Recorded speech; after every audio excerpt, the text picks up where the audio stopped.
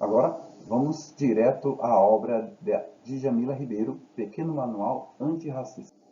Vamos iniciar então com a introdução. Eu destaquei alguns trechos para a gente tentar entender a ideia geral de cada parágrafo. E eu vou ler alguns deles. Olha o primeiro. Disseram-me que a população negra era passiva e que aceitou a escravidão sem resistência. História contada do ponto de vista dos vencedores, como diz Walter Benjamin. Deixa eu tirar a minha imagem aqui. Compreendi que a população negra havia sido escravizada e não era escrava. Percebe que ela diz que é preciso rever a história, é preciso ter um novo olhar, como o filósofo Walter Benjamin diz. Essa história foi contada pelos vencedores. É preciso ver o olhar daqueles considerados perdedores, para ver se de fato a história que foi contada tem que ser dessa forma, foi dessa forma.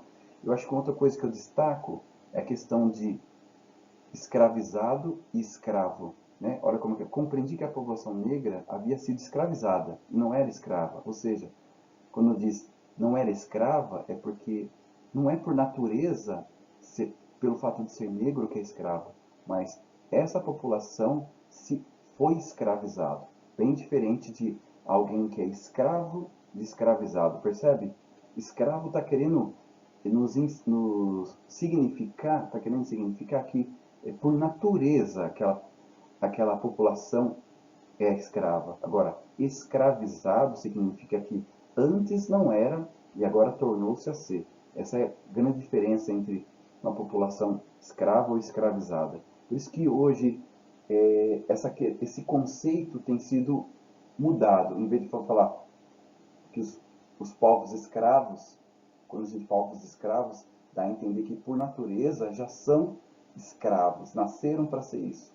Mas quando a gente os povos escravizados, ou seja, entende-se que eles não eram e acabaram sendo, ok? Esse é um dos pontos, os pontos que eu considerei importantes.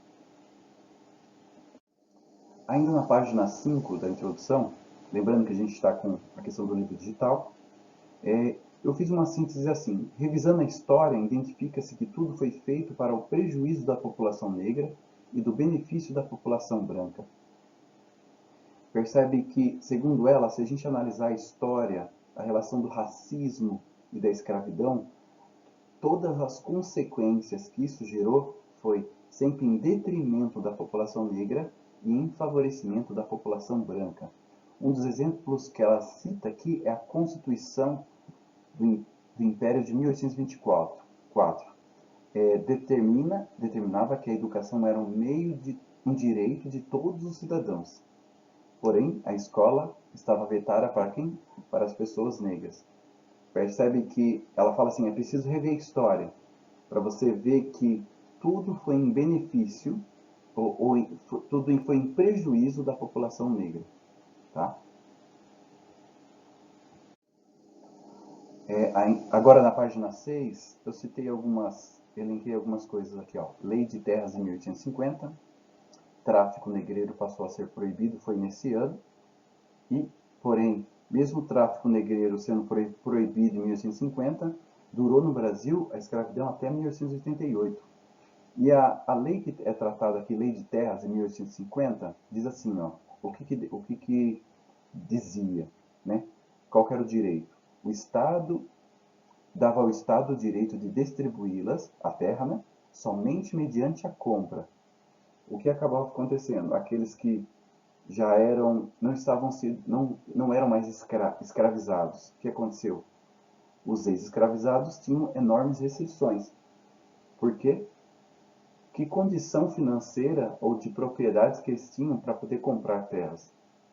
Percebe que o prejuízo fica ainda com a população negra, mesmo agora livres. Percebe que ela fala assim, ó, esses e outros dispositivos legais contribuem para a manutenção da mentalidade Casa Grande e Senzala.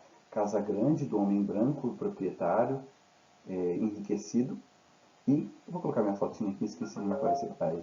E a outra, a Senzala, o espaço do negro. Percebe que há uma separação. E essa separação determina um lugar. Segundo a psicanalista Neuza Santos, ela fala assim, autora do livro Tornar-se Negro, de 1983, olha o que ela diz, que ela é citada aqui no livro da Djamila. A sociedade escravista, ao transformar o africano em escravo, definiu o negro como raça e demarcou seu lugar. Ou seja, aqui é o branco, casa grande, aqui é o negro, senzala. Definiu onde eles deveriam ficar. Tá? E começa a construir esse racismo estrutural, definindo qual é o espaço de quem, ou de quem é o espaço, onde eles devem ficar, definindo, ó, negro, então seu espaço é esse. Deixa eu pode ser minha fotinha, minha imagem, na verdade. Ainda na página 6, o que eu elenquei foi o seguinte, ó, no Brasil há a ideia de que a escravidão aqui foi mais branda do que em outros lugares. Isso impede de entender como o sistema escravocrata ainda impacta, né? E principalmente com o livro de Gilberto Freire, Casa Grande Senzala, que foi até citado, né, no slide anterior, dizia que a escravidão aqui foi mais branda, aqui foi menos opressiva, porém foi criticada por muitos autores e, como ela coloca aqui, vários historiadores fazendo investigações, estudando, pesquisando, perceberam que isso era um mito, era uma mentira. Ela cita aqui, ó, alguns historiadores como Lila Schwartz, creio eu, Flávio Gomes, João José Reis e Nizam Pereira Almeida. Então eles comprovaram que essa ideia era um mito. Não era que no Brasil o racismo era mais tranquilo do que nos Estados Unidos, porque, por exemplo, nos Estados Unidos a questão da separação entre o lugar do branco e o lugar do negro. E, segundo esses historiadores, não foi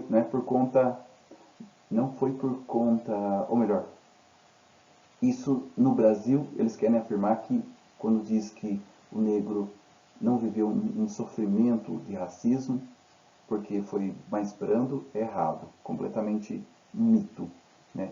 O racismo é, portanto, diz aqui, um sistema de opressão que nega direitos e não um simples ato da vontade de indivíduo. Aqui começa a introduzir a ideia de que o racismo é estruturado, ela quer dizer que não depende da minha intenção de ser ou não ser racista. A própria estrutura que eu vivo, segundo ela, é racista. Por isso que não depende de eu dizer que não é minha intenção. Se eu estou na estrutura, eu estou sendo racista, se eu sigo essa estrutura. Aí ela fala, a prática antirracista é urgente e se dá nas atitudes mais cotidianas. Por que a prática antirracista é urgente? Porque a estrutura é racista. Não adianta, segundo ela afirma aqui, ó, ela cita aqui Silvia Almeida em seu livro Racismo Estrutural, eu elenquei ele, ó, citando a citação: o racismo é parte da estrutura social e por isso não necessita de intenção para se manifestar. Aí, continuando embaixo, nunca entre numa discussão sobre racismo dizendo, mas eu não sou racista. Não é um posicionamento moral individual, mas é um problema estrutural. Percebe que não vale, se uma sociedade é estruturalmente racista, não adianta eu afirmar, segundo ela, que eu não sou. Porque estando dentro de uma estrutura que enfatiza o racismo, a gente pode dizer, não sei se podemos afirmar assim, inconscientemente estaríamos tendo uma atitude racista, porque está na estrutura. Essa é que é a ideia defendida. Ó, eu vou, essa parte aqui, ó, que eu sintetizei, o segundo item. O racismo está na estrutura, por isso não depende da intenção. Por isso a necessidade de se fazer algo, visto que se calar é manter a estrutura racista. Percebe? Por isso que afirma assim, ó, é necessário ter uma atitude antirracista, porque se ficar calado ou não fazer nada dentro de uma estrutura racista, significa perpetuar e garantir a manutenção do racismo. Por isso, segundo ela, é necessário não só ficar calado ou somente... o que eu quero dizer é o seguinte, enquanto tem uma estrutura racista, ficar quieto mantém a estrutura racista.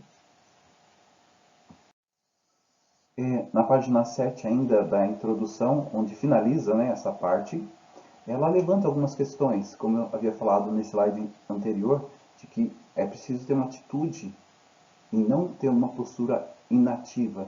Olha como que ela levanta a questão. O que você está fazendo ativamente para combater o racismo?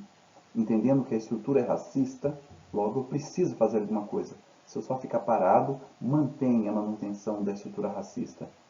E ela acrescenta que há outras minorias também que são oprimidas, não só negros. Ela cita outras. E ela apresenta que alguns dos objetivos do livro é apresentar algumas estratégias para combater o racismo e fazer com que a gente reflita sobre esse assunto. Uma das melhores formas da gente compreender, entender a gravidade, o universo daquilo que é proposto é discuti-lo. Né? E é o que a gente está fazendo a leitura do livro e compartilhando nossos entendimentos e discutindo os pontos de vista. Beleza, pessoal? Então, fica aí a primeira parte da introdução. Espero que vocês estejam lendo, viu? E gostando da leitura e se preparando para produzir os seus vídeos, ok? Um abraço a todos.